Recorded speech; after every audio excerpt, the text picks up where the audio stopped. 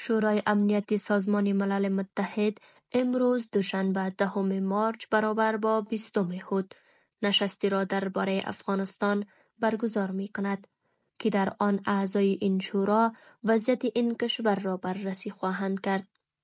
قرار است روزا اتنبایوا نماینده ویژه منشی عمومی ملل متحد و رئیس هیئت معاونیت ملل متحد در افغانستان یوناما در این نشست درباره وضعیت افغانستان معلومات بدهد.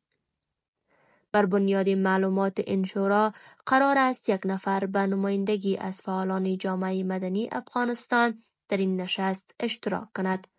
یوناما گفته است که این نشست حوالی ساعت 11:30 شب با وقت کابل آغاز خواهد شد. با گفته شورای امنیت سازمان ملل متحد قرار است اعضای این شورا در یک نشست دیگر نیز درباره افغانستان اشتراک کنند که این نشست در عقب دروازه‌های بسته برگزار خواهد شد. ریاست این نشست را نمایندگی دنمارک در سازمان ملل متحد به عهده دارد.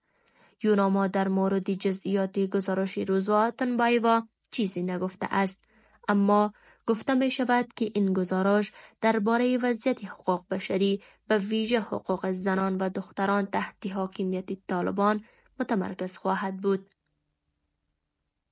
بر اساس طرز العمل سازمان ملل متحد، نماینده ویژه منشی عمومی این سازمان با گذشت هر 3 ماه بعد باید گزارش خود را درباره وضعیت حقوق بشر در افغانستان به اعضای شورای امنیت ملل متحد ارائه کند.